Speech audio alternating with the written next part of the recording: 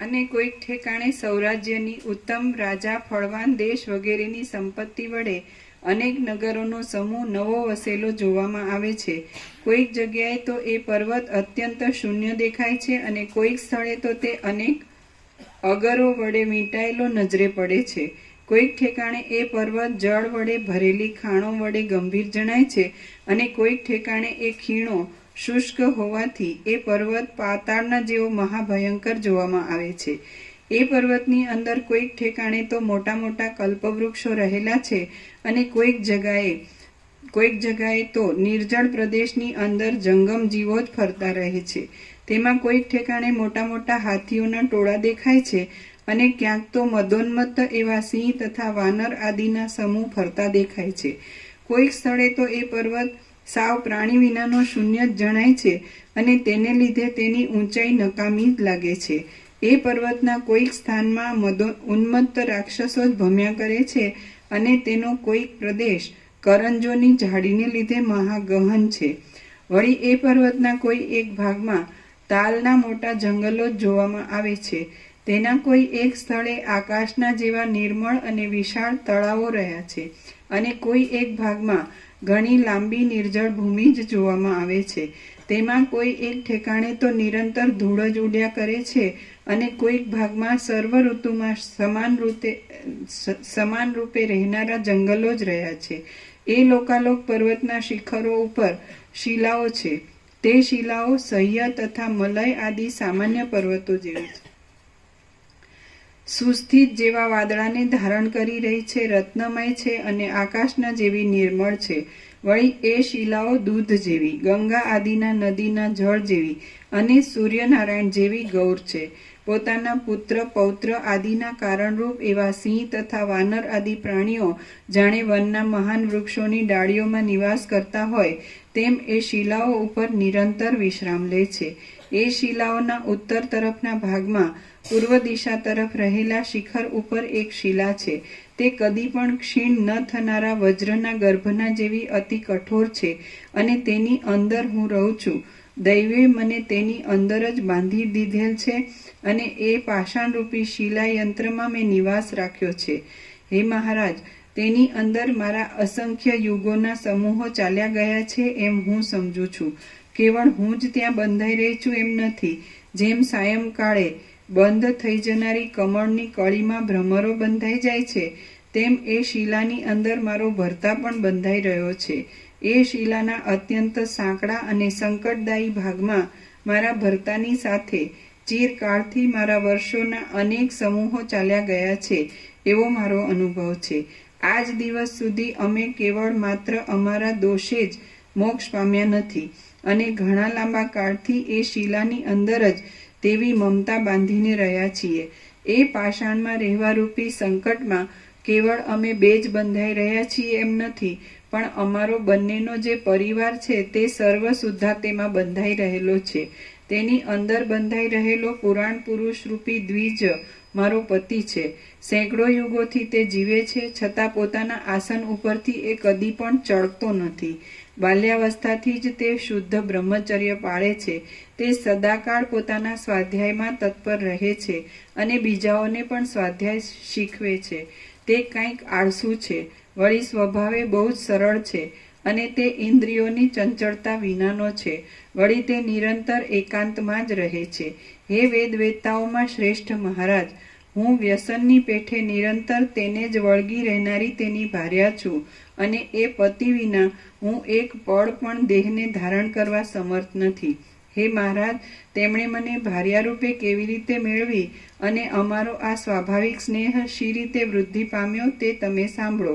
પૂર્વે જન્મતા વેત જ મારા એ સ્વામી બાલ્યાવસ્થામાં પણ કંઈક જ્ઞાનવાન હતા.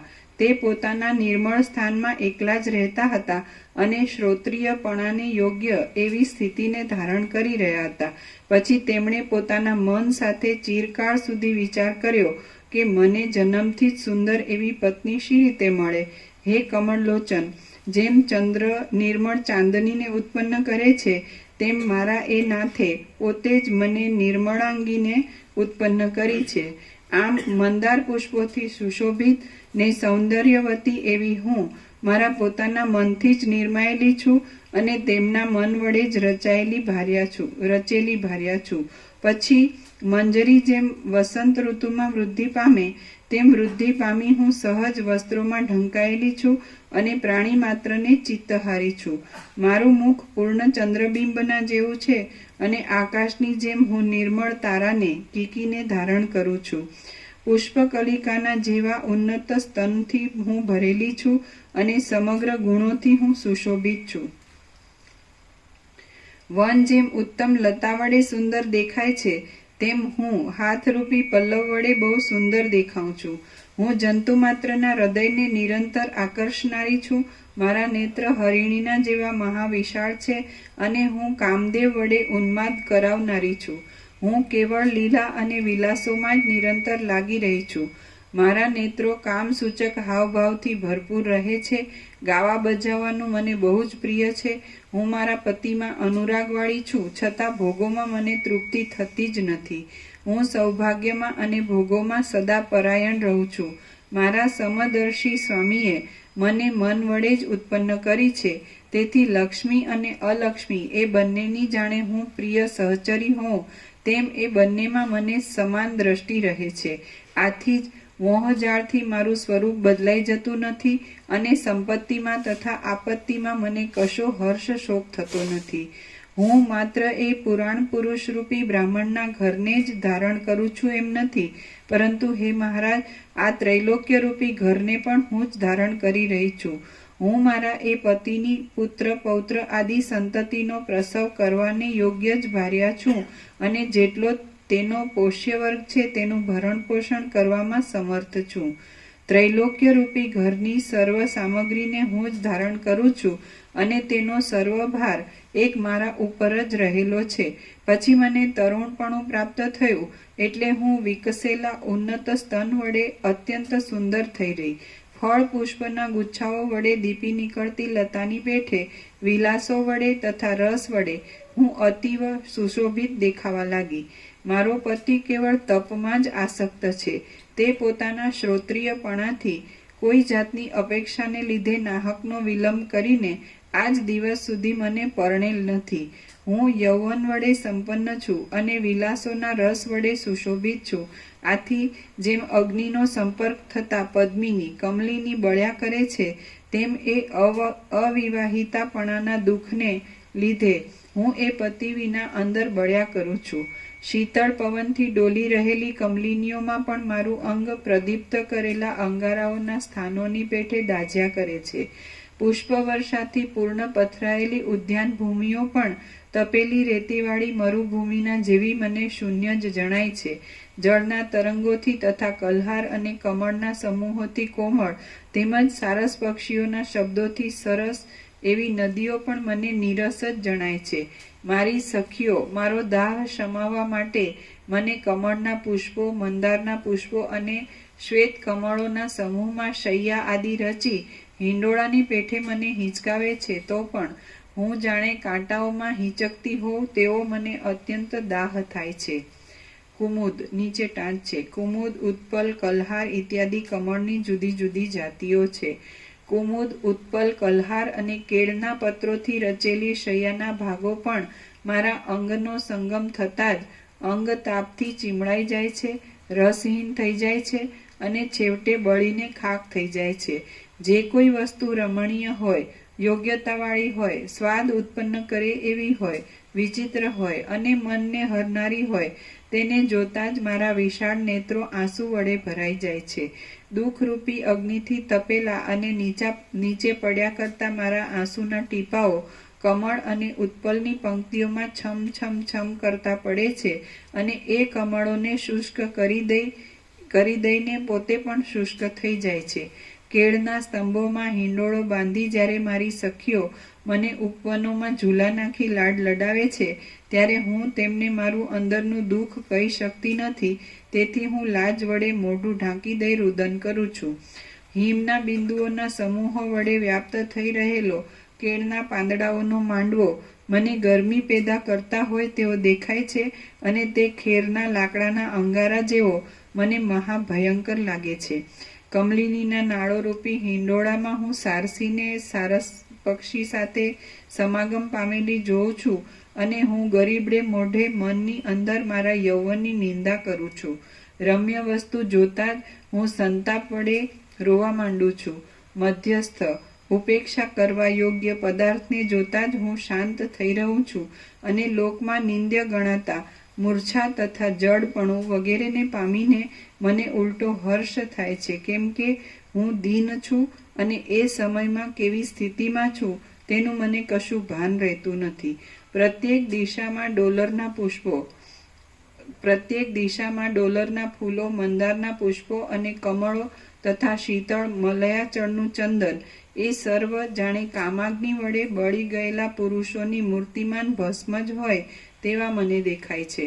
હું મારા પાસા આડા અવડા ફેરવું છું, તેથી મારા અંગની ગરમી લાગે છે, એટલે ચારે બાજુ શ્યામતાવાળા તમાલના પલ્લવોની, કમલિનીઓની, ઉત્પલ કલ્હાર આદિ કમળોની, કેળના પાંદડાઓની અને માલતીના પુષ્પોની શૈયા સાવ શુષ્ક થઈ જાય છે. હાય, મારા નવ યૌવનના સર્વ દિવસો વ્યર્થ ચાલ્યા ગયા. શ્રી યોગ વાસિષ્ઠ મહારામાયણમાં નિર્વાણ પ્રકરણના ઉત્તરાર્ધનો વિદ્યાધરી વ્યસન વર્ણન નામનો સર્ગ 64મો સમાપ્ત. સર્ગ 65મો વિદ્યાધરીની સિદ્ધ દશા.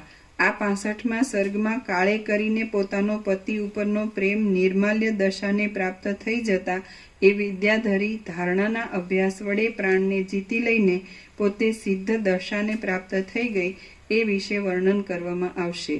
વિદ્યાધરી બોલી, જેમ શરદ ઋતુ શાંત થઈ જતા હેમંત ઋતુના આરંભકાળમાં રસહીન થઈ રહેલ પલ્લવ રૂપ રંગથી સાવ રહિત થઈ જાય છે, તેમ ઘણો લાંબો કાળ ચાલ્યો જતા એ મારો સ્નેહ પણ નિર્માલ્ય જેવો થઈ ગયો. મારો પતિ વૃદ્ધ છે, એકાંતમાં જ રહ્યા કરે છે, નીરસ છે, સ્નેહથી રહિત છે, સરળ ચિત્ત છે અને નિરંતર મૌનધારી છે, તો પછી મારે હવે જીવીને શું પામવાનું છે? બાળપણથી જ વૈધવ્ય ભોગવવું એ ઠીક છે, અથવા મરણ થઈ જાય એ પણ ઠીક છે, અથવા વ્યાધિ થાય કે કોઈ વિપત્તિ આવી પડે એ પણ ઠીક છે, પરંતુ ચિત્તને રૂચે નહીં એવી પ્રકૃતિવાળો પતિ હોય એ ઠીક જ નથી. અખંડિત સૌભાગ્ય રહેવું અને રસિક તથા સુંદર આચારવાળો તરુણ પતિ હોવો એ જ સ્ત્રીના જન્મનું સાફલ્ય છે. નીરસ પતિવાળી સ્ત્રી પોતે જીવતા છતાં મરેલી જ છે. શાસ્ત્ર સંબંધી સંસ્કાર વિનાની બુદ્ધિ પણ અનેક દુષ્કર્મોથી હણાયેલી જ છે. દુર્જનોના ઉપભોગમાં આવેલી લક્ષ્મી પણ ધૂળધાણી થયેલી છે અને વેશ્યાએ સદાચારને લીધે લાજ પણ હણાયેલી જ છે. જે સ્ત્રી પોતાના પતિને મન વચન કર્મ વડે અનુસરે છે તે જ ખરી સ્ત્રી છે. જે લક્ષ્મી સત્પુરુષને અનુસરે છે તે જ ખરી લક્ષ્મી છે. જે બુદ્ધિ શમ દમ આદિ સાધન સંપત્તિ વડે મધુર ને ઉદાર છે તે જ ખરી બુદ્ધિ છે. જે સાધુતામાં સર્વત્ર સમાન દ્રષ્ટિ રહે છે તે જ ખરી સાધુતા છે. જે દંપતી પરસ્પર એકબીજામાં પ્રેમ પાશ વડે બંધાઈ રહ્યા હોય છે તેમને આધિઓ, વ્યાધિઓ, આપત્તિઓ, અતિવૃષ્ટિ કે અનાવૃષ્ટિ આદિ દૈવી ઉત્પાતો કશી પણ બાધા ઉત્પન્ન કરી શકતા નથી. દુષ્ટ પતિવાળી અને વૈધવ્યવાળી સ્ત્રીઓને વિકસિત થઈ રહેલ પુષ્પવાળા સ્થાનો અને નંદનવનની ભૂમિઓ પણ નિર્જળ પ્રદેશના જેવી સંતાપકારી જણાય છે. સ્ત્રીઓ જગતમાં પ્રસિદ્ધ રીતે દેખાતા ઘર, ધન આદિ સર્વ પદાર્થોનો થોડા ગુણને લીધે અથવા પ્રમાદને લીધે ત્યાગ કરી શકે છે, પરંતુ તેઓ એક પતિનો ત્યાગ કરી શકતી નથી. હે મુનિ શ્રેષ્ઠ, હું સ્થિર યૌવનવાળી છું અને મેં એ સર્વ દુઃખો અનેક વર્ષો સુધી સહન કર્યા છે. અહો, મારું દુર્ભાગ્ય તો તમે જુઓ. જેમ હિમ પડવાથી બળી ગયેલી કમલિનીનો રંગ નીરસપણાથી નિર્માલ્ય થઈ જાય છે, તેમ ક્રમે કરીને નીરસપણાને લીધે એ મારો પ્રેમ પણ નિર્માલ્ય જેવો થઈ ગયો. આમ હે મહારાજ, વૈરાગ્ય વાસનાનો ઉદય થવાથી હું સર્વ પદાર્થોમાં વિરક્ત થઈ છું. હવે હું આપના ઉપદેશ વડે મોક્ષ ઈચ્છું છું. જે જીવોએ ઈચ્છિત અર્થ પ્રાપ્ત કર્યો નથી, જેમણે પોતાની બુદ્ધિને પરમાત્મામાં વિશ્રામ પમાડી નથી અને જેઓ મરણને આરે બેઠેલા છે, તે જીવોના જીવવા કરતાં તો મરણ પણ વધારે સારું છે. મારા પતિ અહર્નિશ નિર્વાણની જ ઈચ્છા રાખે છે. જેમ કોઈ એક રાજા બીજા રાજાની સહાય વડે પોતાના પ્રતિપક્ષી રાજાને જીતી લેવા માટે જાગ્રત થઈ જાય છે, તેમ તે પોતાના મનની સહાય વડે જ મનને જીતવામાં જાગ્રત થઈ ગયા છે. હે મહારાજ, મારા પતિનું અને મારું અજ્ઞાન શાંત થઈ જાય તે માટે આપ ન્યાયયુક્ત વાણીથી અમને આત્માનું સ્મરણ કરાવો.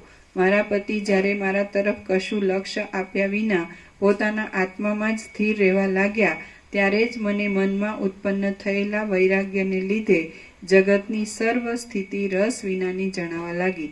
ત્યારથી માંડી હું સંસાર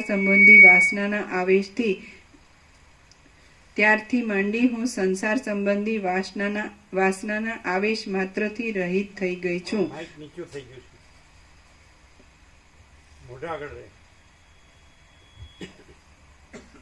હે મહારાજ, મારા પતિનું અને મારું અજ્ઞાન શાંત થઈ જાય તે માટે આપ ન્યાયયુક્ત વાણીથી અમને આત્માનું સ્મરણ કરાવો. મારા પતિ જ્યારે મારા તરફ કશું લક્ષ્ય આપ્યા વિના પોતાના આત્મામાં જ સ્થિર રહેવા લાગ્યા, ત્યારે જ મને મનમાં ઉત્પન્ન થયેલા વૈરાગ્યને લીધે જગતની સર્વ સ્થિતિ રસ વિનાની જણાવા લાગી. ત્યારથી માંડી હું સંસાર સંબંધી વાસનાના આવેશ માત્રથી રહિત થઈ ગઈ છું અને ત્યારથી મેં અભિમત તથા તીવ્ર સંવેગવાળી આકાશગમન રૂપી સિદ્ધિ આપનારી ધારણા ખેચરી મુદ્રા બાંધવાનો અભ્યાસ કર્યો છે. પછી એ ધારણા વડે મેં આકાશગમન રૂપી સિદ્ધિ સંપાદન કરી અને સિદ્ધ પુરુષોના સમાગમ વડે ઉત્તમ ફળ આપનારી એ ધારણાનો મેં ફરીવાર અભ્યાસ કર્યો. ત્યારબાદ મારા આધારરૂપ જગતના પૂર્વાપર ભાગો જોવાની ઈચ્છાથી મેં તદનુકૂળ ધારણા બાંધી અને તેમાં હું સ્થિર થઈ રહી. આથી મને એ ધારણાની સિદ્ધિ પણ પ્રાપ્ત થઈ. પછી પોતાના એ જગતની અંદર રહેલી સર્વ વસ્તુઓ જોઈ લઈ હું તેની બહાર નીકળી એટલે લોકાલોક પર્વતની સ્થૂલ એવી શિલા મારા જોવામાં આવી. હે મહારાજ, અમે બંને દંપતીના ચિત્તમાં આટલા કાળ સુધી બીજું કશું જોવાની કોઈ દિવસ કશી પણ ઈચ્છા થઈ ન હતી. અહો, મારા પતિ એવા તો વાસના વિનાના છે કે તેઓ એકાંતમાં કેવળ વેદના શુદ્ધ અર્થનું જ, ધર્મનું તથા પરમાત્માનું જ ચિંતન કર્યા કરે છે. આથી તેમને ભૂતકાળ, ભવિષ્યકાળ અને વર્તમાનકાળનું તથા તેની અંદર રહેલ સર્વ પદાર્થોનું તેમજ બ્રહ્મ તત્વનું હજી સુધી ગુરુ ન મળવાથી જ્ઞાન થયેલું નથી. જોકે મારા પતિ વિદ્વાન છે તો પણ તત્વજ્ઞાન ન થવાને લીધે તે પરમપદ પામ્યા નથી. આજે હું અને મારા પતિ બંને પ્રયત્ન વડે પરમપદ મેળવવા ઈચ્છીએ છીએ. માટે હે મહારાજ, મારી એ પ્રાર્થના સફળ કરવાને આપ યોગ્ય છો. આપ જેવા મોટા પુરુષો પાસે કોઈ પણ કાંઈ યાચના કરે તો તે કદી પણ નિષ્ફળ જતી જ નથી. હે માન આપનારા મુનિ મહારાજ, હું આકાશની અંદર સિદ્ધોની સેનામાં નિરંતર ફર્યા કરું છું. મારી દ્રષ્ટિમાં આપ વિના બીજો કોઈ પણ અમારા ઘાટા અજ્ઞાનરૂપી વનને અગ્નિની પેઠે બાળી નાખે એવો જોવામાં આવતો નથી. હે દયાળુ મહારાજ, સત્પુરુષો તો પોતાની પાસે આવી યાચના કરનારા પુરુષોની ઈચ્છાઓને સહેજ પૂર્ણ કરે છે. હું અહીં આપને શરણે આવેલ છું તો આપ મારો તિરસ્કાર કરવાને યોગ્ય નથી. શ્રી યોગ વાસિષ્ઠ મહારામાયણમાં નિર્વાણ પ્રકરણના ઉત્તરાર્ધનો વિદ્યાધરી જન્મ વ્યવહાર વર્ણન નામનો સર્ગ 65મો સમાપ્ત.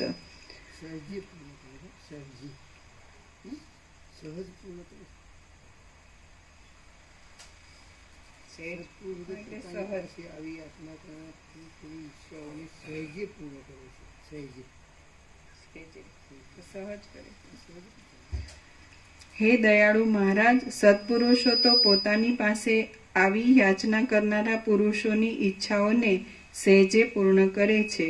હું અહીં આપને શરણે આવેલ છું તો આપ મારો તિરસ્કાર કરવાને યોગ્ય નથી. સહેજ પૂર્ણ કરે છે એટલે સહેજે પૂર્ણ, સહજ કરે છે, સહેજ પૂર્ણ કરે છે. છાપેલું સહેજ છે, સહેજે પૂર્ણ કરે છે એમ એમણે સુધર્યું.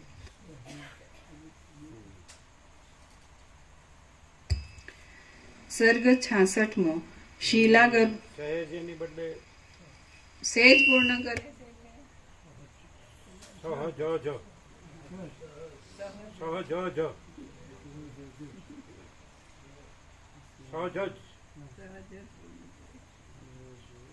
એટલે કાંઈ કર્યા વગર.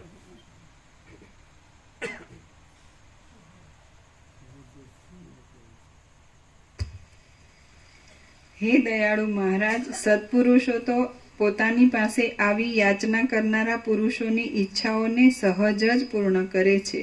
હું અહીં આપને શરણે આવેલ છું તો આપ મારો તિરસ્કાર કરવાને યોગ્ય નથી. શ્રી યોગ વાસિષ્ઠ મહારામાયણમાં નિર્વાણ પ્રકરણના ઉત્તરાર્ધનો વિદ્યાધરી જન્મ વ્યવહાર વર્ણન નામનો સર્ગ 65મો સમાપ્ત. સર્ગ 66મો શિલાગર્ભમાં જગત વિસ્તાર.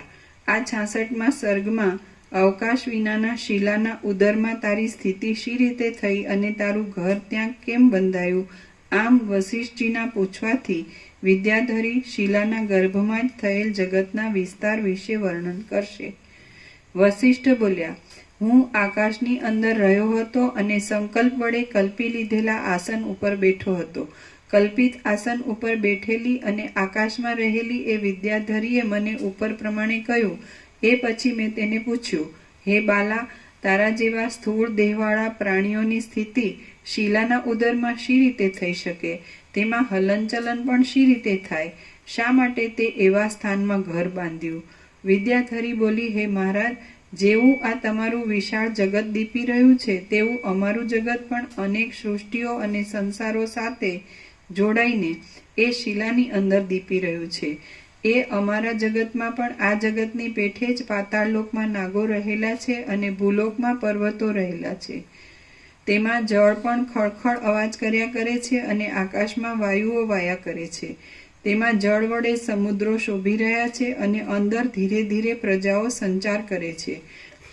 અહીંની પેઠે જ એ અમારા જગતમાં પણ પ્રાણીઓ નિરંતર ઉત્પન્ન થતા રહે છે અને નિરંતર નાશને પણ પ્રાપ્ત થતા જાય છે. તેમાં વાયુઓ વાયા કરે છે, જળો વહ્યા કરે છે અને આકાશમાં દેવતાઓ નક્ષત્ર આદિ રૂપે દીપી રહ્યા છે, તેમજ પોતપોતાના શરીરના આકાર વડે પ્રકાશી રહેલા છે. તેમાં વૃક્ષો, પર્વતો વગેરે સ્થાવર પદાર્થો સ્થિર રહેલા છે, ગ્રહોનો ઉદય થતો રહે છે અને રાજાઓ પૃથ્વીમાં પોતાના કાર્યો માટે ફર્યા કરે છે. નદીઓ જેમ સમુદ્ર સુધી ગતિ કર્યા કરે છે તેમ ઠેઠ કલ્પ પર્યંત દેવતાઓ, અસુરો અને મનુષ્યોની ચપળતાવાળી વ્યવહાર પરંપરા એમને એમ ચાલ્યા કરે છે. કલ્પ પર્યંત સર્વકાળમાં અને આકાશ પર્યંત સર્વ દેશમાં ભૂલોકરૂપી તળાવની અંદર ચપળ વાંદરારૂપી ભમરાઓને ધારણ કરી રહેલા દિવસોરૂપી કમળો પોતાની અંદર રહેલા સર્વ પદાર્થોરૂપી કેસરાઓ સાથે વિકાસ પામે છે, સંકોચ પામે છે અને પાછા વિકાસને પ્રાપ્ત થાય છે. ચંદ્રમાં પોતાના તેજરૂપ એવી ચાંદની રૂપ ચંદન વડે ચારે દિશાઓને લેપન કરે છે અને રોહિણીના હૃદયમાં રહેલા અંધકારને તથા રાત્રિના બહાર અનુભવમાં આવતા અંધકારને દૂર કરે છે. પોતાની 10 દિશાઓરૂપી દિવેટમાં રહેલ ભેજરૂપી દિવેલને ચૂસી લેવામાં તત્પર થઈ રહેલી અને પવનરૂપી યંત્રે ચારે બાજુ ડોલાવેલી સૂર્યરૂપી દિવ્ય દીવી પૃથ્વી અને આકાશરૂપી ઘરની અંદર ઝગમગ જગ્યા કરે છે. બ્રહ્માના સંકલ્પ વડે રચાયેલ વાતાવરણમાં ફરનારા પવનના કિરણો વડે થંભી રહેલ અને પૃથ્વી તથા આકાશ એ બંનેના કપાટની પેઠે થઈ રહેલા વરસાદના વાદળાની ગર્જનાથી ગાજી રહેલ જ્યોતિષ ચક્રરૂપી રેંટ આકાશની અંદર નિરંતર ફર્યા કરે છે. સૃષ્ટિના આરંભકાળથી માંડીને તે રેંટ 4 પ્રકારના પ્રાણીઓ રૂપી તાંદુલને દળ્યા કરે છે, ધ્રુવરૂપી ખીલડામાં બંધાઈ રહે છે અને દૈવ યોગથી જ નિરંતર ચાલ્યા કરે છે. અહીંની પેઠે જ અમારો ભૂલોક પણ દ્વીપો, સમુદ્રો અને પર્વતો વડે તેમાં વ્યાપ્ત છે. વિમાનોની રચનામાં ગોઠવેલા નગરો વડે આકાશ ભરપૂર છે અને દૈત્યો, દાનવો તથા નાગોના સમૂહ વડે પાતાળલોક વ્યાપેલો છે. તેમાં પણ શ્યામતાવાળો ભૂલોક જાણે આચારમાં ચપળતાવાળી ત્રિલોકી રૂપી લક્ષ્મીનું મણીથી ઝળહળતું ચંચળ કુંડળ હોય તેવો થઈ રહ્યો છે. ત્યાં પણ સ્થાવર જંગમ સર્વ પ્રાણીઓ જેમ બુદ્ધિ આદિથી રહિત એવી બહારની વાયુની ક્રિયા વડે બહાર હલનચલન કરે છે, તેમ અંદર રહેલા સૂક્ષ્મ પ્રાણવાયુ વડે અંદર હાલતા ચાલતા રહી જન્મ આદિ વિકારોને પ્રાપ્ત થાય છે. એ અમારા જગતમાં પણ અહીંની પેઠે મુનિ લોકોમાં મૌન રહેલું છે. પૃથ્વીની ઉપર સમુદ્ર આદિના જળો રહેલા છે. પવનો વાંદરાઓની પેઠે નિરંતર ચપળ જ રહ્યા કરે છે. આકાશની અંદર પોલાણ રહેલું છે અને તેજમાં પ્રકાશ રહેલો છે. વૃક્ષોમાં ફરનારા વાનર વગેરે પ્રાણીઓ, પૃથ્વી ઉપર ગતિ કરનારા મનુષ્યાદિકો, સમુદ્રમાં ફરનારા મત્સ્યાદિકો, પર્વતોમાં વસનારા મૃગાદિકો અને આકાશમાં રહેનારા પક્ષીઓ, દેવતાઓ વગેરે તે લોકોની અંદર સંપૂર્ણ રીતે જોવામાં આવે છે. કીડાઓ, દેવો, દાનવો અને જળચર વગેરે પ્રાણીઓ પણ અહીંની પેઠે જ ત્યાં રહેલા છે અને એ બધા વારંવાર જન્મ મરણને પ્રાપ્ત થતા રહે છે. જેમ કોઈ પશુનું પાલન કરનાર પુરુષ પોતાના હાથથી પોતાના પશુનું લાલન પાલન કરી તેનો ભોગ લે છે, તેમ કાળ, સુર, અસુર અને ગંધર્વો સહિત સર્વ પ્રજાનું કલ્પ, યુગ, વર્ષ આદિરૂપ પોતાના હાથ વડે લાલન પાલન કરી તેનો ભોગ લે છે.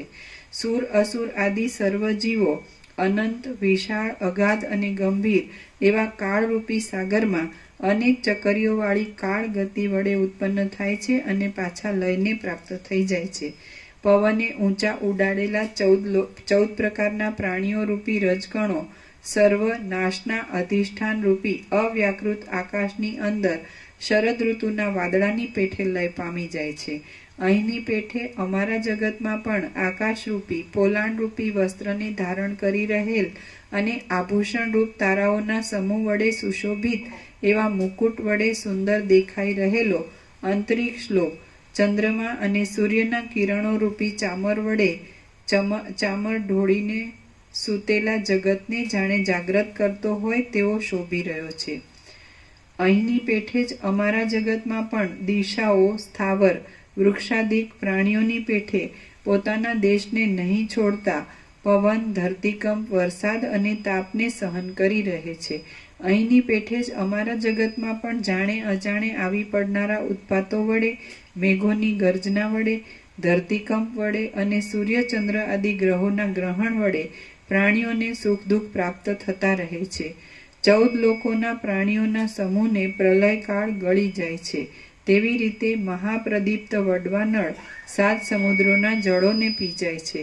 અહીંની પેઠે જ અમારા જગતમાં પણ પાતાળમાં રહેનારો પ્રાણીઓનો સમૂહ પાતાળમાં પ્રવેશ કરે છે. આકાશરૂપી ગુફામાં વસવા યોગ્ય પ્રાણીઓનો સમૂહ આકાશમાં પ્રવેશ કરે છે.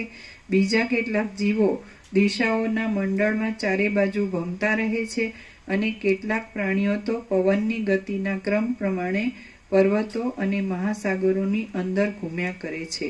શ્રી યોગ વાસિષ્ઠ મહારામાયણમાં નિર્વાણ પ્રકરણના ઉત્તરાર્ધનો શીલાંતર વર્ણન નામનો સર્ગ 66મો સમાપ્ત. સર્ગ 67મો અભ્યાસથી સર્વ થઈ શકે છે. આ 67મા સર્ગમાં કૌતુક જોવાની ઈચ્છાથી વસિષ્ઠ મુનિ વિદ્યાધરીની સાથે જશે અને તે છતાં જગત તેમના જોવામાં નહીં આવવાથી તે વિદ્યાધરીને પૂછશે અને તે વિદ્યાધરી અભ્યાસનું મહાત્મ્ય વર્ણવી બતાવશે. વિદ્યાધરી બોલી, હે મહારાજ, આપને મારા કહેવા ઉપર કાંઈ સંશય રહેતો હોય તો આપ પોતે કૃપા કરીને અમારા જગતને સંપૂર્ણ રીતે જોવા માટે પધારો, કેમ કે આપ જેવા મહાન પુરુષો આશ્ચર્યયુક્ત બાબત સાંભળવામાં આવે તો તે જોવામાં અતિ કૌતુકવાળા હોય છે.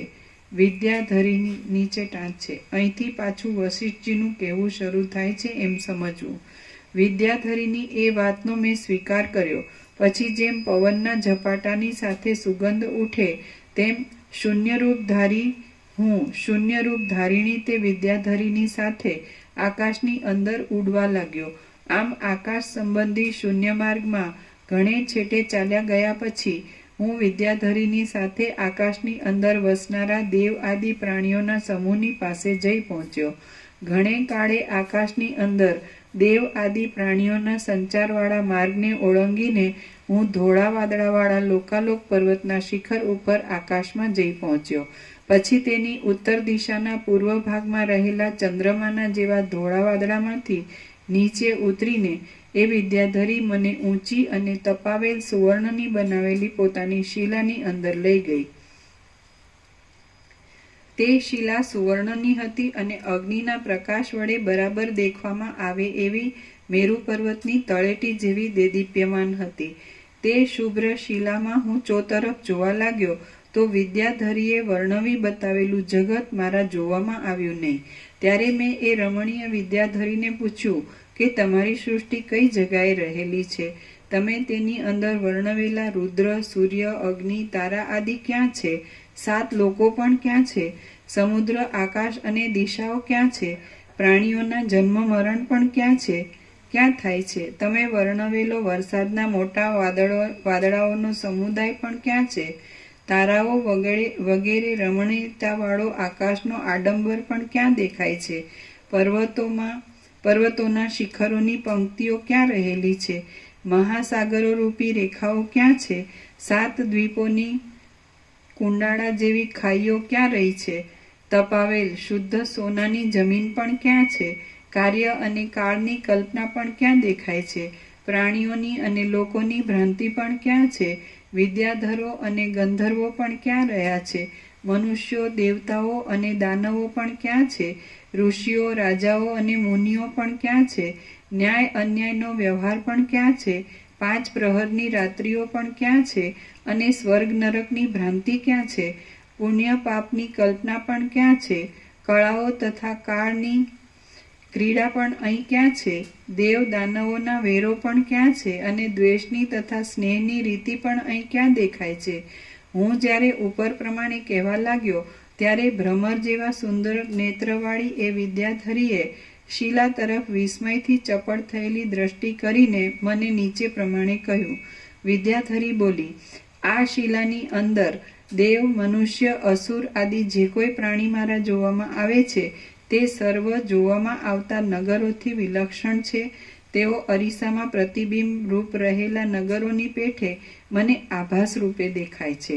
હે મહારાજ, એ સર્વ મારા જોવામાં આવે છે તેનું કારણ મારો પોતાનો નિત્યનો અનુભવ છે. આપને એ સર્વ નથી દેખાતું તેનું કારણ નિત્યના અનુભવનો આપને અભાવ હોવો એ જ છે. વળી ઘણા કાળ સુધી આપણી આ અદ્વૈત સંબંધી કથા ચાલવાથી આપણે બંને પોતાનો કેવળ મનોમાત્ર એવો શુદ્ધ આતિવાહિક દેહ ભૂલી ગયેલા છીએ.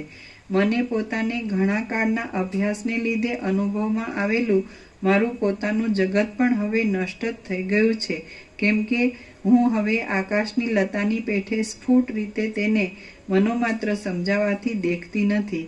જે મારું પોતાનું જગત પ્રથમ મને અતિ પ્રકટ રૂપે જોવામાં આવતું હતું તેને હમણાં હું અરીસામાં કેમ જાણે તે પ્રતિબિંબિત થઈ રહ્યું હોય એમ આભાસ માત્ર અને અસ્પષ્ટ રૂપ જ જોઉં છું. હે મહારાજ, ઘણા કાળ સુધી પરસ્પર વ્યર્થ ચાલેલી આ કથારૂપી વ્યથાથી આપણે આપણું અત્યંત શુદ્ધ રૂપે સર્વત્ર પ્રસરી રહેલું શુદ્ધ આતિવાહિક સ્વરૂપ ભૂલી ગયા છીએ. એ શુદ્ધ ચિદાકાશની અંદર વાસનાને લીધે જેવો દ્રઢ સંસ્કાર જાગ્રત થઈ પ્રકાશ પામે છે તેવું જ ચિત્ત પણ થઈ જતું દેખાય છે. આ વાત ઠેઠ બાળકથી માંડી સર્વના અનુભવમાં આવે છે. તમે એમ જ સમજો કે શુભ શાસ્ત્ર દ્રષ્ટિ વડે જોતા અને શ્રેષ્ઠ ન્યાયની રીતિ વડે વિચાર કરતા એવું કશું પણ નથી કે જે અમિત અહર્નિશ થયા કરતા અમાપ ઉદ્યોગવાળા અભ્યાસ વડે સિદ્ધ ન થાય. હું મારા પોતાના મન વડે રચાયેલા જગતના અવલોકનના અભ્યાસમાં નિરંતર ગૂંથાઈને તેને અધીન થઈ રહી હતી. પણ આ તમારી કથારૂપી ભ્રાંતિમાં મારું મન રોકાયાથી હમણાં વળી હું પરાધીન થઈ ગઈ છું. કેમ કે હમણાં તે જ બળવાન છે. ગમે તે 2 વિષય હોય પણ તેમાં જે બળવાન હોય તે જ જય મેળવે છે. હે મહારાજ, જેઓ ઈષ્ટ વસ્તુ મેળવવા ઈચ્છે છે તેમણે તો વિદ્વાનોએ ઉપદેશેલા માર્ગને અનુસરી પ્રવૃત્તિને વળગી રહેવું જ જોઈએ. તે વિના તેમને માટે બીજો માર્ગ નથી. આ પ્રૌઢ અહંકારરૂપી અજ્ઞાનનો ભ્રમ આવી રીતે જ્ઞાન ચર્ચા કરવાથી શાંત થઈ જાય છે. અહો, અભ્યાસનો કેવો પ્રભાવ છે એ તમે જુઓ. હું આપની શિષ્યા જેવી છું, અબળા છું અને બાળક છું, પણ હું શિલાની અંદર સૃષ્ટિને દેખું છું ત્યારે આપ સર્વજ્ઞ છો, છતાં એ શિલાની અંદરની સૃષ્ટિને નથી જોઈ શકતા.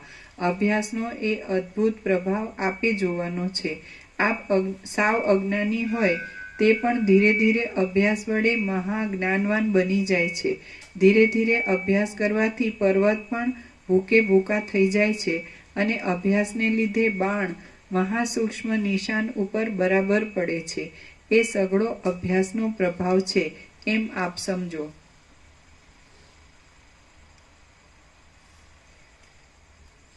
આ મહાપ્રૌઢ મિથ્યા જ્ઞાનરૂપી વિસૂચિકા યથાર્થ તત્વ વિચાર વડે ઉપર પ્રમાણે અભ્યાસના બળથી શાંત થઈ જાય છે. એવો મહાપ્રબળ અભ્યાસનો પ્રભાવ આપ જુઓ. હે મહારાજ, અભ્યાસ વડે કડવો પદાર્થ પણ ભાવતો થઈ જાય છે. દાખલા તરીકે કોઈને અભ્યાસને લીધે લીમડો જ રૂચે છે અને કોઈકને અભ્યાસ બળથી મધ જ રુચિકારક થાય છે. નિરંતર પાસે રહેવાના અભ્યાસના યોગથી મમતા બંધાઈ જતા જે બંધુ ન હોય તે પણ બંધુતુલ્ય થઈ જાય છે અને જેઓ પરસ્પર બંધુરૂપ હોય તે પણ દૂર થતા સહવાસનો અભ્યાસ ન હોવાથી અલ્પ સ્નેહવાળા થઈ જાય છે. આ આતિવાહિક દેહ કેવળ શુદ્ધ ચિદાકાશરૂપ છે તો પણ નિરંતર તેવી ભાવનાના યોગથી તે આધિભૌતિકપણાને પ્રાપ્ત થઈ જાય છે. આ આધિભૌતિક દેહ સ્થૂલ દેહ રૂપે ઓળખાય છે પણ ધારણાના અભ્યાસના બળથી તે પક્ષીની પેઠે આકાશની અંદર ઉડે છે. એ અભ્યાસનો પ્રભાવ આપ જુઓ. હજી કોઈ તેવા અપરાધના યોગથી પુણ્યો નિષ્ફળ થઈ જાય છે. માતૃગણ આદિ દેવની ઉપાસના પણ કદીક નિષ્ફળતાને પ્રાપ્ત થાય છે અને ધન પણ કદાચિત વિફળ થઈ જાય છે, પરંતુ કરેલો અભ્યાસ કદી પણ નિષ્ફળ થતો જ નથી. નિરંતરના અભ્યાસના યોગથી દુસ્સાધ્ય કાર્યો પણ સિદ્ધ થાય છે. શત્રુઓ મિત્રભાવને પ્રાપ્ત થાય છે અને ઝેર પણ અમૃતરૂપ થઈ જાય છે. જે પુરુષે પોતાની ઈચ્છિત વસ્તુ મેળવવાના અભ્યાસનો ત્યાગ કર્યો છે તે પુરુષ ખરેખરો અધમ જ છે. વાંજણી સ્ત્રી જેમ પોતાના પુત્રને કોઈ દિવસ મેળવી શકતી નથી તેમ એ પુરુષ પણ પોતાની ઈષ્ટ વસ્તુને કોઈ દિવસ મેળવી શકતો નથી. ધન, સ્ત્રી, પુત્ર, મિત્ર આદિ વસ્તુઓ હજારો પ્રયત્નો વડે મેળવવામાં આવે છે. તેનો પણ પ્રખર વૈરાગ્ય થતા સુધી સહસા ત્યાગ કરવાનો નથી. પણ પુરુષો જેમ મનગમતા જીવનને મૃત્યુ આવે ત્યાં સુધી ધારણ કરી ક્રમે કરીને યુક્તિપૂર્વક યોગપૂર્વક છોડી દે છે, તેમ ક્રમે કરીને વિવેકી પુરુષે પણ વૈરાગ્યના ક્રમ પ્રમાણે અંતઃકરણથી વ્યાવહારિક અભિષ્ટ વસ્તુમાંથી યુક્તિપૂર્વક આસક્તિ છોડી દેવી. જે અધમ નર પોતાની ઈષ્ટ વસ્તુ મેળવવામાં અભ્યાસ નથી કરતો તે એક અનિષ્ટમાંથી બીજા અનિષ્ટને પ્રાપ્ત થાય છે અને એક નરકમાંથી બીજા નરકમાં જાય છે. સંસારને અસારરૂપ બતાવી આપનારા વિવેકને સેવનારા જે વિવેકી પુરુષો આત્મવિચારરૂપી અભ્યાસને છોડતા નથી તેઓ જ આ માયારૂપી વિશાળ નદીને તરી જાય છે. સંસારને અસારરૂપ બતાવી આપનારા વિવેકને સેવનારા જે વિવેકી પુરુષો આત્મવિચારરૂપી અભ્યાસને છોડતા નથી તેઓ જ આ માયારૂપી વિશાળ નદીને તરી જાય છે. જેમ દીવાની કાંતિ ઘડાને પ્રકટ રૂપે દેખાડી આપે છે તેમ અભ્યાસરૂપી પ્રકાશ પણ અભિષ્ટ વસ્તુને નિર્વિઘ્નપણે સારી રીતે પ્રકટ રૂપે દેખાડી આપે છે અને તે પ્રાપ્ત કરી દે છે. જેમ કલ્પવૃક્ષની લતાઓ અને ઉત્તમ ચિંતામણીઓ અભિષ્ટ ફળને આપે છે ને વળી શરદ ઋતુ જેમ એ ઋતુમાં થનારા ફળોને પેદા કરે છે તેમ અભ્યાસની અવસ્થા પણ અવશ્ય યોગ્ય ફળ આપે છે. પરમ પ્રેમના આશ્રયરૂપ આત્માનો ચિર અભ્યાસરૂપી સૂર્ય ઉત્તમ અધિકારી પુરુષોને એવો પ્રકાશ આપે છે કે જેથી તેઓ દેહરૂપી પૃથ્વીને વિશે ઇન્દ્રિયોરૂપી રાત્રિને જોવા જ પામતા નથી. પરમ પ્રેમના આશ્રયરૂપ આત્માનો ચિર અભ્યાસરૂપી સૂર્ય ઉત્તમ અધિકારી પુરુષોને એવો પ્રકાશ આપે છે કે જેથી તેઓ દેહરૂપી પૃથ્વીને વિશે ઇન્દ્રિયોરૂપી રાત્રિને જોવા જ પામતા નથી. સર્વ મનુષ્ય માત્રને સર્વ વસ્તુની પ્રાપ્તિ થવામાં સદાકાળ એક ઉન્નત અભ્યાસરૂપી સૂર્ય જ જય આપે છે. 14 લોકમાં રહેલી સર્વ પ્રાણીઓની જાતિની અંદર કોઈને પણ પોતાની અભિષ્ટ વસ્તુ સ્વાભાવિક અભ્યાસ વિના પ્રાપ્ત થતી નથી. દરેક ધારેલા અભિષ્ટ કાર્યને વારંવાર કર્યા કરવું તેને અભ્યાસ કહે છે. વસ્તુતઃ એ અભ્યાસ જ પુરુષાર્થ છે અને તે વિના બીજી કશી ગતિ નથી.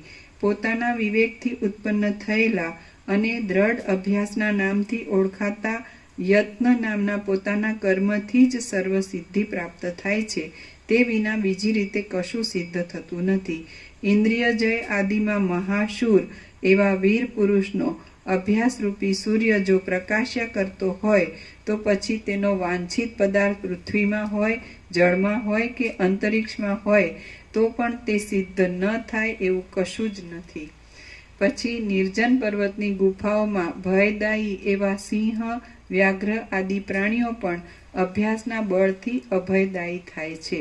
શ્રી યોગ વાસિષ્ઠ મહારામાયણમાં નિર્વાણ પ્રકરણના ઉત્તરાર્ધનો અભ્યાસ પ્રશંસા નામનો સર્ગ 67મો સમાપ્ત. ઓમ ઓમ ઓમ. પ્રસાદ આપી દે.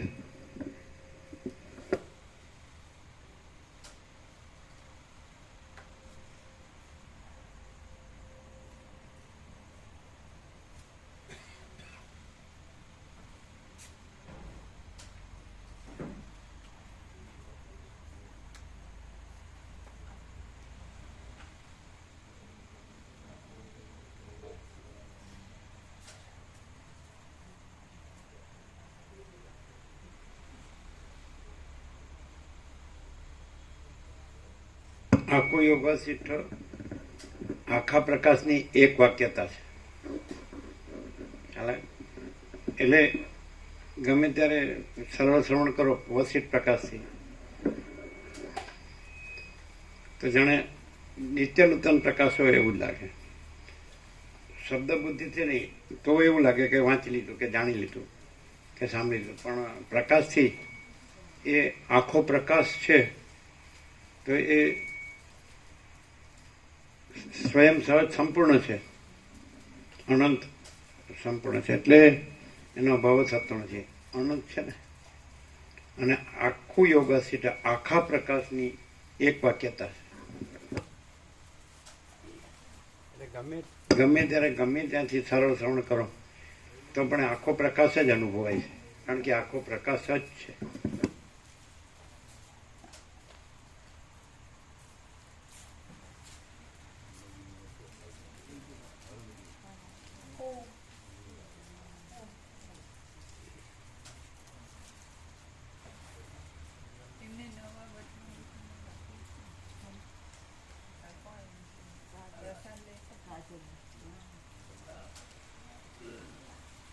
તમે ક્યારે શિવરાત્રી મહાશિવરાત્રી એના પછી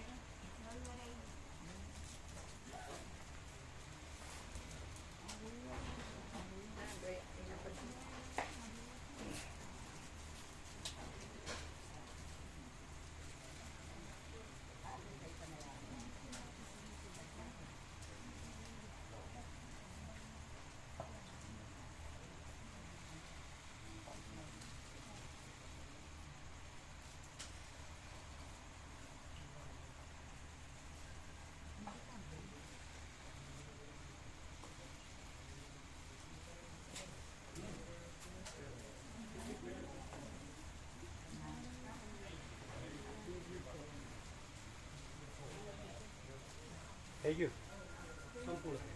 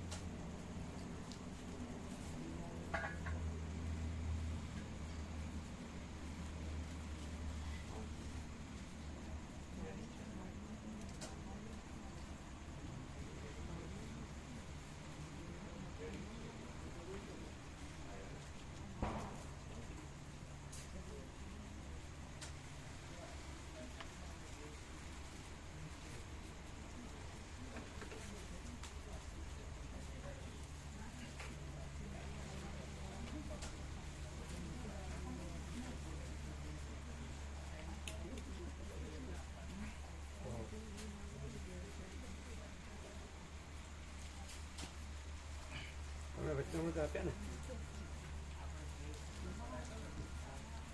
તમને બધાને વચનામૃત આવી ગયા? હા પ્રભુ.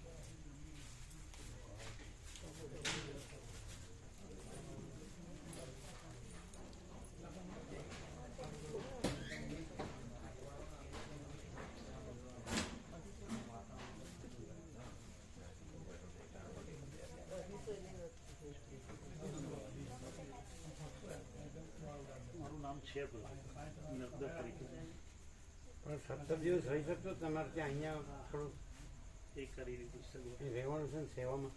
સગવડ કરી દીધી છે. કારણ કે તમારા બધા પેલા જોબમાં જતા હોય 2 જણા, એ બધું એરેન્જમેન્ટ થઈ ગયું કેવી રીતે? છે. રજાઓ છે વચ્ચે છતાં એ લોકોની પાસે 3 દિવસની રજાઓ મુકાવવાનું સેટિંગ કર્યું.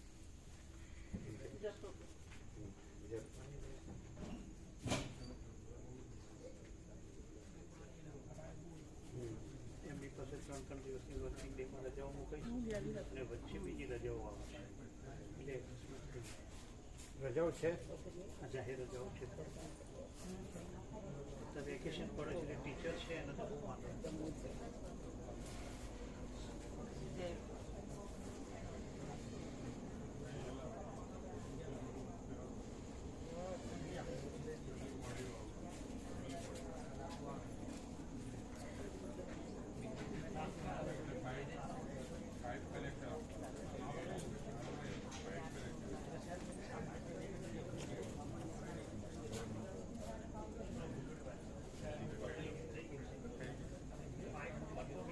ઓવરઓલ શું અનુભવ હોય?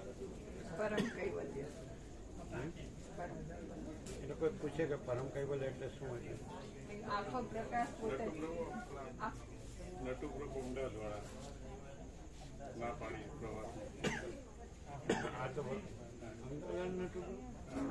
બાણાપ્રભુ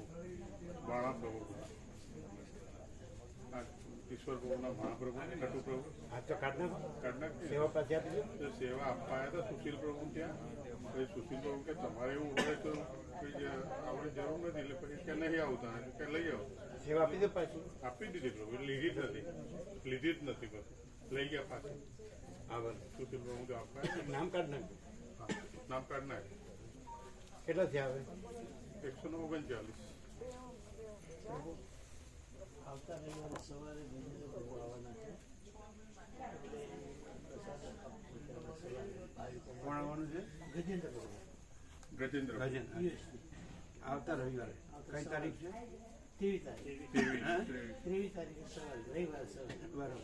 હા તો અહીંયા જે ભાવિકો સ્થાનિક હોય એ અને અમારી સાથે જે અમારા સગા સંબંધી મિત્રો જે આવે ને એટલે કેટલા આવવાના? એ અમે પૂછી લઈશું પ્રભુ. અહીંયા સ્થાનિકથી એને અમે આંકડો આપી દઈશું આગલા દાડે.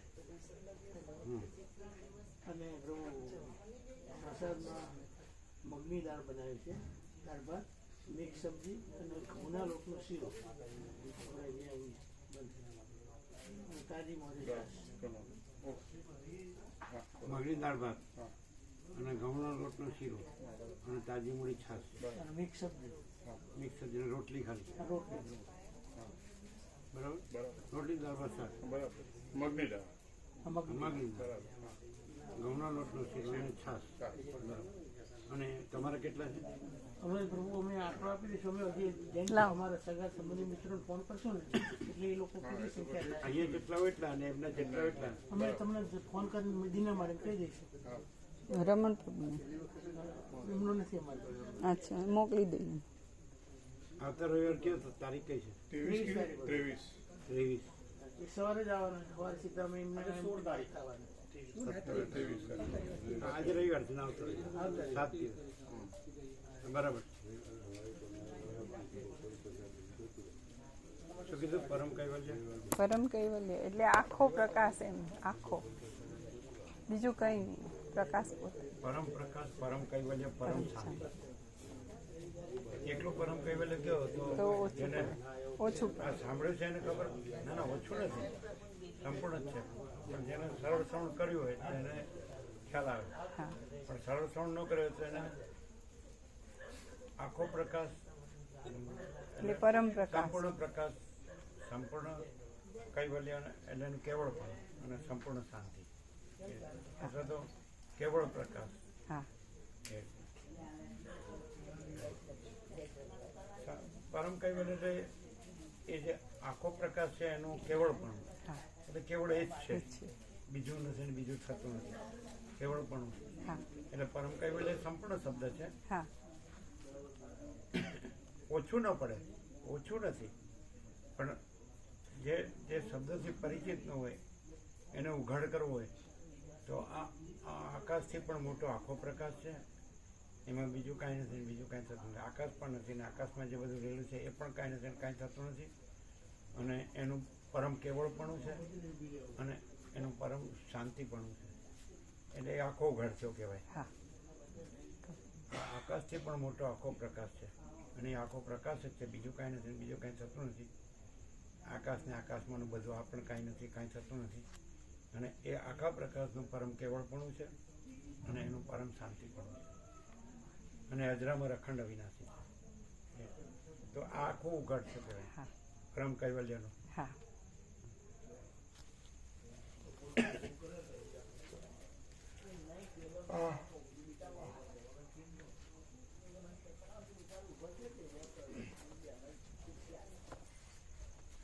એટલે આ અત્યાર સુધીના જે એટલે ઉપચારો છે ઉપદેશના, એમાં આ રીતે આખો પ્રકાશ છે ના, કેમ? ટોટાલિટીમાં ડિફરન્ટ પડે. કેમ કે અત્યાર સુધીના જે પ્રકાશ છે એમાં વિવર્તનો વ્યક્તિ જે હોય, અહંકારનો ભ્રમ, એને આખું જગત વિવર્ત ભ્રમ આખો દેખાય છે એવી રીતે, અને એ નથી અને પ્રકાશ આખો છે તો એના સાક્ષીપણા, પ્રકાશનું સાક્ષીપણું, ને ત્યાંથી પછી આખો પ્રકાશમાં આ વિવર્ત નથી એવી રીતનો પ્રકાશ છે. જ્યારે આ પ્રકાશ જે છે સ્વયં પ્રકાશ છે અને એમાં પ્રકાશ પોતે બીજો થતો જ નથી, થયો જ નથી, સંભવતું જ નથી, સ્વરૂપ કોઈ દિવસ છોડતો માની લો નથી. કે અસંપ્રજ્ઞાત સમાધિથી કૈલાસમાં સદાશિવ પરિવાર, વશિષ્ઠ અને સિદ્ધો, એમના શિષ્યો બધું અસંપ્રજ્ઞાત સમાધિમાં જે મૂળ આખો પ્રકાશ રહ્યો છે એ રહ્યો છે. ને આ લોકો પોતામાં છે એ આખા પ્રકાશમાં અદ્રશ્યપણામાં જાય છે, પણ છતાં એનું બીજ રહી જાય છે. એટલે પાછા એ સાક્ષીપણા, તુર્યપણામાં આવે છે. હા. એટલે એમની બીજ આઈડેન્ટિટી રહી જાય રહી છે. જાય છે. એટલે આખો પ્રકાશ જ રહે છે અને એમનું દ્વૈત રહી જાય છે. પણ એ લોકો આખા પ્રકાશને ટચ કરી આવે છે અસંપ્રજ્ઞાત સમાધિમાં. પણ ટચિંગ કેવી રીતે થાય છે કે તુર્યાતીતને ટચ કરે છે. એટલે ટચ કરવાને લીધે તુર્યાતીતની અનુભૂતિ થાય છે, પણ એ પાછો આવે છે બતાવે છે કે એનું તુર્યપણું એની આઈડેન્ટિટી રહી છે. જ્યારે આખા પ્રકાશમાં એના પોતાના સિવાય બીજી કોઈ આઈડેન્ટિટી સંભવતી જ નથી. બોલો, ખબર પડે ન પડે? કેવું કે જે આ અસંપ્રજ્ઞાત સમાધિમાં તુર્યાતીતને ટચ કરે, પણ હજી તુર્યનું બીજ અનુભૂતિ થાય, પણ પાછું વ્યુત્થાન થાય ત્યારે એ તુર્ય રહે, એટલે એનું બીજ રહી ગયું હોય તો એવું થાય. જ્યારે આ પ્રકાશમાં બીજું થતું નથી. નિર્વિકલ્પ સમાધિ થાય, જીવ બ્રહ્મની એકતા થાય, અમન વાસનાનું સંપૂર્ણ ક્ષય થાય, પણ તોય ત્યાં સમાધિમાં જે વ્યુત્થાન થાય તે રામકૃષ્ણ પરમહંસ જ હોય, એ માવતર બાબાજીનું હોય, જીસસ ટાઇટન હોય ને રમણ મહર્ષિનું હોય. ખ્યાલ આવે? તો મોટા ધારો કે માવતર બાબાજી છે, એ તુર્યાતીતનો સંપર્ક કરે એટલે ટચ થાય, તો એની અનુભૂતિ થાય ને એ પછી સૂર્યમાં આવીને એની અનુભૂતિ પ્રકાશે. એટલે એ આખો પ્રકાશ નથી, એનું સૂર્ય ત્યાં આગળ સૂર્ય સાપેક્ષ પ્રકાશ છે. રામકૃષ્ણ પરમહંસ છે તો એનું રામકૃષ્ણ પરમહંસ સાપેક્ષ એ આખો પ્રકાશ છે. એટલે એ ઓરિજિનલ આખો પ્રકાશ જે છે, એટલે એ પ્રકાશ છે પણ એ છે, એમનો નથી. એ પ્રકાશમાં એ નથી, અને એ આખા પ્રકાશમાં એ અનુભૂતિપૂર્વક એ જોડાયેલા છે. એટલે એ જેને કહેવાય ટેન્ટેડ પ્રકાશ કહેવાય. એમનું ટેન્ટ શું કહેવાય એનું એમના આભાસનું કલંકપણું ત્યાં જોડાયેલું છે, કે જે આખા પ્રકાશમાં નથી. એ પ્યોર એન્ડ શ્યોર છે, એબ્સોલ્યુટ છે. નહીં ખ્યાલ આવે? આકાશ જેમ પોતે પોતામાં આકાશ જ છે અખંડ, તો એવો પ્રકાશ પોતે પોતામાં પ્રકાશ જ છે અખંડ, અને એમાં કોઈ પણ જેને આવું ઇન્કાર્નેશન કેવું કીધું, અવતાર કે, તો એ કોઈ છે જ નહીં અને થતું જ નથી. એટલે એ થઈ એટલે એને વિવર્ત કહેવાય. એટલે વિવર્તથી પછી નિર્વિકલ્પ સમાધિથી અથવા સમ્યક પ્રબુદ્ધપણાથી આગળ તો આત્મ સાક્ષાત્કાર, ઈશ્વર સાક્ષાત્કારથી એ ટચ થાય. એટલે વિવર્ત ત્યાં ટચ થાય અને વિવર્ત અનુભૂતિ કરે, અને વિવર્ત થ્રુ આખો પ્રકાશ પ્રકાશવામાં આવે. તો એ મૂળ આખો પ્રકાશ નથી. સમજાય કે નહીં? એટલે એ પણ વિવર્તના સંબંધથી એ પ્રકાશ છે. એટલે પ્યોર એન્ડ શ્યોર એબ્સોલ્યુટ ના કહેવાય. અને એબ્સોલ્યુટ પ્રકાશ છે, એમાં બીજું કોઈ નથી, બીજું કાંઈ નથી, બીજું કાંઈ થતું નથી. એટલે આવી રીતે એક્સપ્રેશન છે કે ના આજ સુધી નહીં, કેમ કે આપ સ્વયં પ્રકાશમાં એ તો નથી જ, પણ એ જે પણ પ્રકાશ કર્યો છે એમાં આ જે કહેવાય કે એનું બીજ એ એમનો પ્રકાશ નથી, એ પ્રકાશ ઓરિજિનલ ત્યાં આગળ પ્રોજેક્શન છે. એટલે એને પ્રોજેક્ટેડ લાઇટ કહી શકાય. કદાચ જીસસ ક્રાઇસ્ટનો હોય કે માવતાર બાબાજીનો હોય કે બુદ્ધ મહાવીરનો હોય કે રામકૃષ્ણ પરમહંસ કે રમણ મહર્ષિનો હોય કે વિઠ્ઠલ રામ કે કૃષ્ણ શિવ શક્તિ દત્ત ગણપતિનો XYZ કોઈ બી હોય, તો એ પણ આખા પ્રકાશનો એમના થ્રુ આવ્યું ને, એટલે જ એની અખંડિતતા ન હોય. એમાં પ્રકાશ એ જ છે, એમનો નથી. વિવર્તનો પ્રકાશ નથી, પ્રકાશ તો પોતે જ છે, પણ વિવર્ત થ્રુ આવે એટલે એ એમના થ્રુ આવ્યું ને, એટલે એ પ્રોજેક્ટેડ લાઇટ કહેવાય. નથી કહેવાતું? એટલે દાખલા તરીકે મેઘધનુષ છે તો ત્યાં પ્રકાશ છે, તો સૂર્યપ્રકાશનો સ્પર્શ તો એને છે, એના થ્રુ સૂર્યપ્રકાશ આવે, તો એ મૂળ સૂર્ય નથી, અને પ્રકાશ સૂર્યનો જ છે. મેઘધનુષ વિવર્ત પોતે જે ભાસે છે એ પ્રકાશ સૂર્યથી ભાસે છે, પણ સૂર્યમાં એ વિવર્ત નથી. એટલે વિવર્તથી જે પ્રકાશ છે એ મૂળ પ્રકાશ નથી, અને મૂળ પ્રકાશમાં કોઈ વિવર્ત નથી. આવું છે કે ના? આમ સમજાય ખરું? સમજાય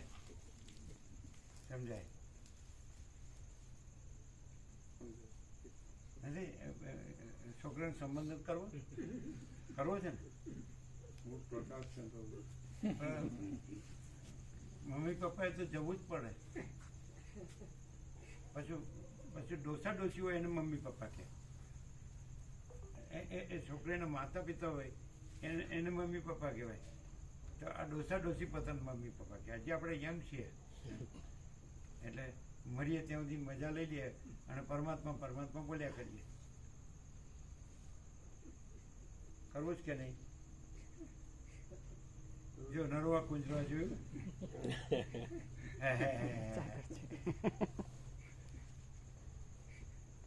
એટલે આખો પ્રકાશ નથી અને અમે વિવર્ત છીએ એ સાચા છે આખો પ્રકાશ જ સાચો છે. બોલવામાં. ના, પ્રકાશ તો પ્રકાશ છે, સાચો જ છે, સંપૂર્ણ છે. પણ એમ કે જે હવે બોલો તમને એકદમ આરપાર ક્લિયર થાય હા તે તો ખાલી શાબ્દિક બૌદ્ધિક ક્લિયર થાય ના ના ના ના ના તો કેવી રીતે થાય? કે જે પ્રકાશ છે પોતે જ છે, આખો છે, ને એમાં કોઈ બીજો વિવર્ત નથી. અને આ જે કીધું કે અત્યાર સુધી જે પ્રકાશ થયો એમાં તો તુર્ય અસંપ્રજ્ઞાત સમાધિથી તુર્યાતીતને ટચ કરે, સ્પર્શ કરે, એટલે અનુભૂતિ થાય. અનુભૂતિ થાય, એ જ પ્રકાશ છે. પછી તુર્યનું બીજ રહે. હા, પણ તુર્યનું બીજ રહે એટલે વ્યુત્થાન થાય એટલે ત્યારે એ પ્રકાશ ન કરે. સાક્ષ્યમાં કે ન તુર્યાતીતમાં, એટલે ધોબી કા કુત્તા. સાક્ષ્યમાં તો ન ગણાય કે ના, હું ન આ નથી, ગણાય. આ જગત એ નથી, એટલે એની ભ્રાંતિ એને ન હોય. અને- જાગ્રત સ્વપ્ન સુષુપ્તિથી રહિત ને એનાથી પર હોય, પણ તુર્યાતીત ન હોય, ના ન હોય કારણ કે એમનો એપિયરન્સ છે છે. અને પરિચ્છિન્ન એપિયરન્સ છે. હા, છે. એના આવિર્ભાવ તિરોભાવ છે. હા એટલે સૃષ્ટિ પહેલા એ નથી હોતા અને પ્રલય મહાપ્રલય પછી એ નથી નથી હોતા. હોતા. અત્યારે પણ એ નથી, એ ખાલી વિવર્ત જ છે, એટલે કાંઈ નથી અને આખો પ્રકાશ જ છે. તો અહીંયા પણ એમ લાગે ને કે આ એક સામાન્ય માણસ બરાબર બોલે છે બહુ અભ્યાસથી, તો ના તો આખો સામાન્ય માણસ પ્રકાશ દેખાય છે તો એનું શું? સામાન્ય માણસ દેખાય છે એનું શું? ના, સામાન્ય માણસ દેખાય છે એ નથી, આખો પ્રકાશ સ્વયં છે અને એમાં સામાન્ય માણસ એવી કોઈ વિવર્તની કોઈ કલ્પના સંભવતી નથી. પણ વિવર્ત દેખાય છે ને? આખો પ્રકાશ છે એ જે છે આખો પ્રકાશ છે અને ક્યાંય કોઈ વિવર્ત નથી. એ તો વિવર્ત વાળા તુર્ય પણ એમ કહી શકે. તુર્ય આખો કે પ્રકાશ છે પણ- ને, અમારું તુર્ય ને વિવર્ત પણ નથી. ના, એમ નહીં. આખો પ્રકાશ એટલો તમે બધો ના કહો pure- એટલે એ લોકો એમ કહેતો. પણ આખો પ્રકાશ પોતે એટલો બધો પ્યોર એન્ડ શ્યોર છે કે એમાં બીજું કંઈ નથી એવું કહેવા પણ નથી, ને આખો પ્રકાશ અમે પોતે જ છીએ એવું કહેવા પણ નથી, એવો પ્યોર છે. અને તુર્યમાંથી જે પ્રકાશ આવે તો બાદ કરીને કે આ તુર્યપણું નથી પણ આ પ્રકાશ છે એવી રીતે આવે. એની પ્રોજેક્શન, ઓરિજિનલ પ્રકાશનું પ્રોજેક્શન આવે. હવે જે હાજરી છે તો પૂરું કરવું જ પડે ને. જો નરવા કુંજરો જોયું, બધું આ તો હં? બધું જે થવાનું છે થતું રહેવાનું છે. થાય છે ખરું, વિવર્તનું બધું થાય છે, એટલે આખા પ્રકાશમાં બધું થાય છે. હા, આખા પ્રકાશમાં તો કશું જ નથી પ્રભુ. આ તો એ ક્યાં થાય છે? વિવર્તમાં થાય એટલે વિવર્ત છે નથી. એટલે નથીનું થાય. ના, નથીમાં જે થાય એ બધું નથી આમ તો. આમ તો આમ તો એટલે થયા કરશે એટલે તમે જ કરશો ને કે કઈ પાડોશી આવીને કરશે? એ કરવાવાળા બધા ઘણા છે પ્રભુ. હે? કરવાવાળા બધા ઘણા છે. આપણે એક સેશન છોડવા જેવું છે એમ કયો, ના. અરે એક સેન્ટેન્સ છોડવા જેવું છે એમ કયો. નિત્ય નૂતન પ્રકાશ જ છે ને? છે તો તમને ખ્યાલ આવે કે એક જે પ્રકાશનો એક પણ સેન્ટેન્સ હોય છે તો એક સરખું નથી હોતું. નિત્ય નૂતન પ્રકાશ હોય અને એ આખો પ્રકાશ જ હોય પાછું.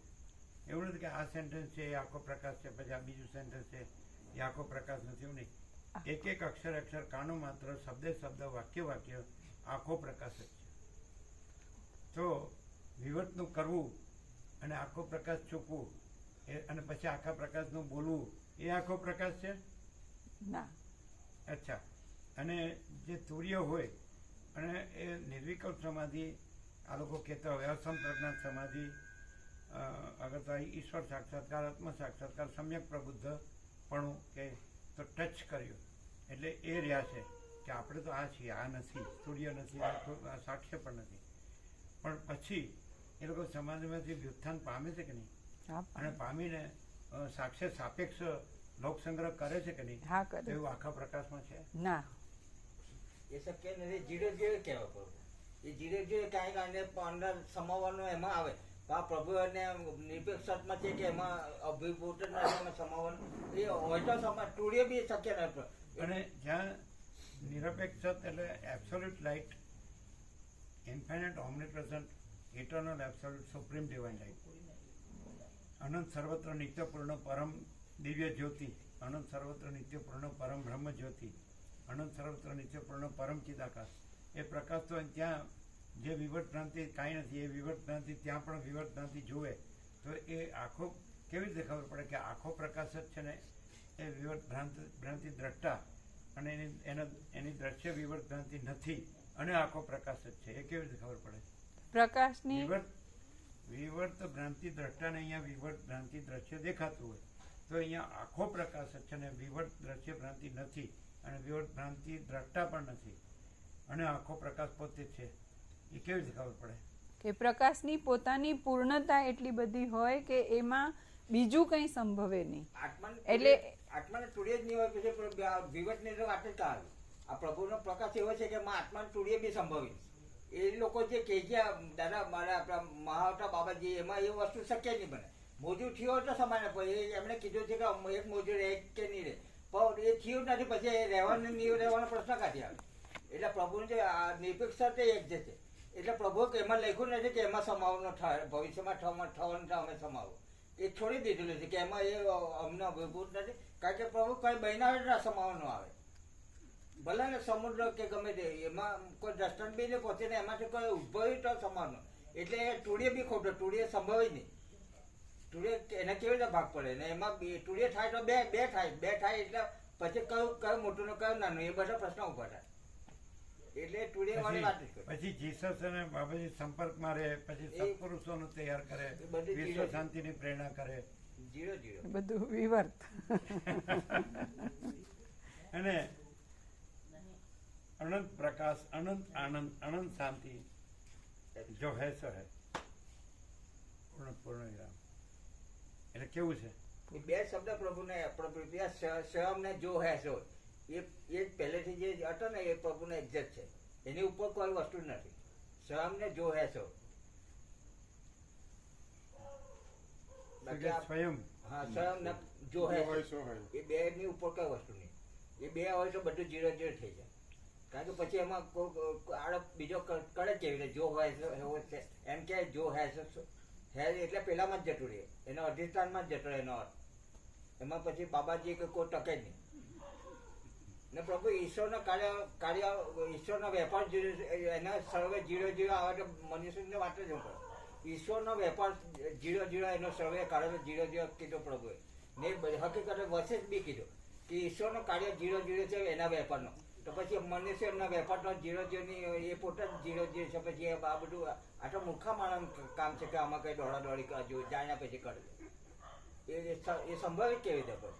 ઈશ્વર જો કંઈ કરી નથી શકતો ને એનાથી કંઈ થયું નથી, થતું નથી, થવાનું નથી, પછી માણસ દોડે છે. હવે તો એનો ભમી ગયેલો કે એ હોય તો જ દોડે કે કંઈ માને કે આ મારે આ છે મારે તે છે. એટલે આ તો બધું એક્ઝેક્ટ છે, એકદમ સહજ ને સરળ છે. પણ મટી પેલું પ્રભુ કે જ્યાં ભમ હોય તેને કોઈ શું કરે, ખોટા ખ્યાલમાં પેલું ગાંડી માતાને માળી કાઢી નાખે, એ ગાંડી માતાને પકડીને દોડ્યા કરે, પછી એનું કોઈ શું કરે? પ્રભુને એક્ઝેક્ટ એનો બધો પ્રકાશ કરેલો છે, પણ પ્રભુ પકડતો નહીં, જાણી જોઈને નથી પકડ. બાકી નહીં પકડાય એવું બી નથી, બધું પકડે તો આ કેમ નહીં પકડે? એ બી એક સવાલ આવે ને. ના આટલું ઊંચી કોઈ જગ્યાએ વાત જ ને માવતર બાબાજીએ કે જીસસ કોઈ બી એવું સંભવિત કેવી રીતે એક જ વસ્તુમાં બે વસ્તુ પાછા કે અદ્વૈત અપરિચ્છિન્ન પરમાત્મા, એમાં પરિચ્છિન્ન એન્ટિટી આઈડેન્ટિટી સંભવિત. આકાશમાં જેમ કાળું ટપકું કલંક કદી સંભવે નહીં, એમ ચિદાકાશમાં અહમરૂપી કાળું ટપકું કલંક કદી સંભવે જ નહીં. અહમ વગર તુર્ય કે સાક્ષ્ય સંભવે જ નહીં, સમષ્ટિ કે વ્યષ્ટિ. કેન્દ્ર વર્તુળ વગર સમષ્ટિ વ્યષ્ટિ સાક્ષી સાક્ષ્ય સંભવે જ નહીં. એટલે કહેવા પણ જ નથી આખા પ્રકાશમાં, એ કેવળ પ્રકાશમાં અને અનંત અખંડ અભેદ પ્રકાશ ને મહાસામાન્ય પ્રકાશ કૈવલ્ય સદા એકલો પોલીસમાં એબ્સોલ્યુટ. તો આવી રીતે આખો પ્રકાશ ક્યાંય પ્રકાશે છે વિવર્તમાં? ના. તો આ વિવર્તમાં પ્રકાશે છે એવું નથી લાગતું? પણ આ પ્રકાશ સ્વયં પ્રકાશે છે, આમાં ક્યાંય વિવર્ત નથી, કોઈ વિવર્ત નથી. એટલે આ આદિથી રહિત અંતથી રહિત આ કૃત્રિમ ચૈતન્ય પ્રકાશ છે. અને પેલો પછી એ સ્વયં પ્રકાશ છે એનો પ્રતિભાસ છે. એટલે સ્વયં પ્રકાશ છે ને પ્રતિભાસ નથી. શૂન્ય જ કહેવાય, જીરો જ કહેવાય. પછી બીજું કઈ એમાં આવે કે નહીં? તાજાનો છે ઉડી જાય. આ મહાચિદાકાશ સ્વયં પ્રકાશ સંપૂર્ણ પ્રકાશ છે કે નહીં? હા, આનો છેડ ઉડાડવા હોય તો પણ ઉડેલા પેલા નહીં ઉડાડે તો ઉડેલો છે. પ્રભુ કે એક્ઝેક્ટ એકદમ આપાની વાત. પણ કોઈ વ્યક્તિવાળાથી એ થયો, પ્રભાવિત થયો તો એને આ ખબર ન પડે. એ ગ્રંથિ કહેવાય. એ ગ્રંથિ ભેદ થાય તો આ પ્રકાશ ખુલ્લો જ છે. આ તો છે જ તૈયાર. આને આ આવતો નથી, એ પ્રથમથી જ રહેલો છે. અને પેલી ગ્રંથિ થયેલી જ નથી એટલે ભ્રાંતિ જ છે. એટલે ગુરુતા ગ્રંથિ, લઘુતા ગ્રંથિ કે આ મહાન છે અને હું આ સામાન્ય છું, તેવી ભેદ ભ્રાંતિ આખા પ્રકાશમાં છે જ. ક્લિયર થાય? કેવું? કેવળ અને આખો અનંત મહાચૈતન્ય પ્રકાશ જ છે. પ્રકાશમાં પ્રકાશ સિવાય કંઈ છે જ. એટલે બીજા અમે આગળ કોઈ સદગ્રંથ નાના હતા ત્યારે વાંચ્યું હતું એમાં, અથવા કોઈ બીજાનું કોઈ પ્રવચન ક્યાંય ચાલતું હોય ટીવીમાં કે એમાં તો સાંભળતા હોય તો એમાં અમે એવું સાંભળ્યું બધું જ ભગવાન છે એવું કહેતા હોય કોઈ. પણ પછી એવું કે આ બધું જ ભગવાન જ પ્રકાશી રહ્યા છે, આ બધું ભગવાન જ છે. પછી એ વિવર્તને ભગવાન કહી દે. જે દેખાવ છે કે આ બધા રૂપ ભગવાનના જ છે એમ કહીને પછી એ રૂપને પકડાઈ દે. અને આપણે જે અહીંયા જે એકદમ પ્યોર શુદ્ધ પ્રકાશમાં પ્રકાશ છે બીજું કંઈ નહીં. એટલે આવું તો બહુ જ જન્મના પુણ્યના અંત જ સાંભળવા મળે. અને એ બીજું થતું નથી. બીજું નથી ને બીજું થતું નથી. અને પ્રકાશ જ છે આખો. એનું પરમ કૈવલ્ય છે, પરમ કેવળ પણ. અને જે પ્રકાશ પ્રભુ થાય તુર્યાતીતથી થાય આખો. તુર્યાતીત પ્રકાશતું હોય તો પછી એમાં કોઈ સામાન્ય માણસ છે, વિવર્ત છે એવું બોલવાનો તો પ્રશ્ન જ નહીં. જ્યારે સદાશિવ બોલતા હોય કે આદિથી રહિત, અંતથી રહિત કૃત્રિમ ચૈતન્ય પ્રકાશ જ છે, એમાં અમે કે બ્રહ્મા, વિષ્ણુ, રુદ્ર, સૂર્ય, ચંદ્ર ઇત્યાદિ કોઈ સાચો ખરા દેવ નથી. તો પછી એવું કે સદાશિવ બોલે તો મૂર્ખાઓનું કામ છે. પછી એ તો મૂર્ખાઓનું કામ. કોઈ એમ કે સદાશિવ બોલે છે એમ તો એ મૂર્ખાઓનું કામ છે. એ પ્રકાશ જ પ્રકાશક.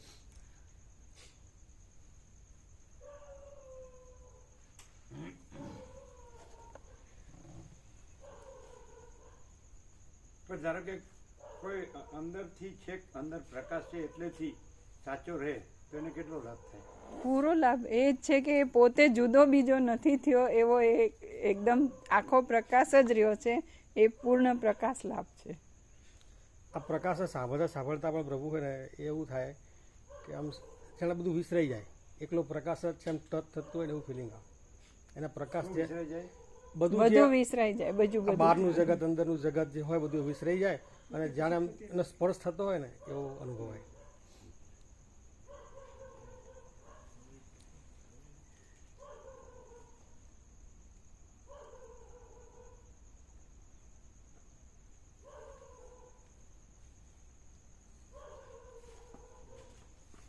કાલે 17મી તારીખ. હા, એટલે અમે આવવાનું નથી કહેતા. કાલે 17મી તારીખ. કારણ કે એ લોકોને કામ હોય ને.